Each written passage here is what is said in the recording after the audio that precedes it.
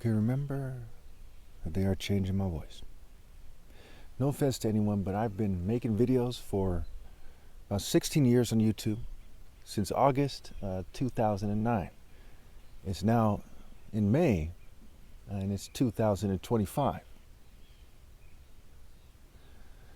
And what I've seen in my research, what I've seen from people who are trying to discuss things with me, what I've seen from other videos on YouTube, what have you, is what we've seen in American history. There's a conservative elite, and again, most Democrats, if not all of them, are conservatives. They just lean left. We'll get to that. So there's a conservative elite that controls both parties. They control the Libertarian Party as well. They control the masses of people. And they fail to bear fruit. The only time Americans do anything great, at all, really, is when they say, fuck that bitch ass shit, I'm not gonna do that, and they do something else. The idea of George Washington at face value in popular culture is he, like Thomas Jefferson, they said to King George, hell no, I'm not gonna do that bitch ass shit, fuck your unspoken rules, fuck your norms. That's the popular culture argument. That's why people in popular culture give them some kind of respect, because they said, no, we're not going to follow your conservative behind the scenes rules. We're not going to limit ourselves to what you think that our values and our culture should be. Thus, making it clear that conservatism as an idea of simply preserving the values of a place is the enemy of sense and morality and greatness and decency. Malcolm X and Martin Luther King, same thing. They said, no, we're going to have to break the rules, especially the unspoken rules, to accomplish something worthwhile. As a result, when we talk about American history, the American Revolution, and Martin Luther King, Abraham Lincoln, they seem to be the bell that rings the loudest. It's not when people follow the crowd, even if you joined the military in World War II. That's not so great. There's something to be said about it, but it's not so great. So we can put the limitation of their achievements at being a soldier dying in World War II when people just follow the crowd. And to some degree, they're not following the crowd, because it's easier to kind of just follow the crowd and stay behind than to join the military. However, they're obviously following the crowd and the chain of command.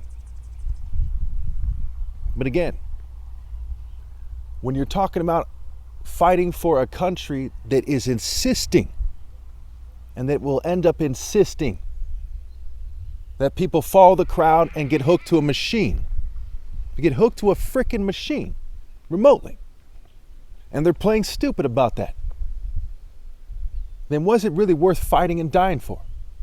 And all throughout popular culture these days, you see people who say that they were in the military and they fought in some war, some older gentleman or something. And they said, what did I fight for? Because when they followed the crowd, they didn't accomplish anything great, just what the governing class would allow them to accomplish, which turned out to be foolishness. Now, I'm not saying that people shouldn't have fought against the Nazis in World War II. A conservative would oversimplify it and say some dumb shit like that. The argument being made here is very simple.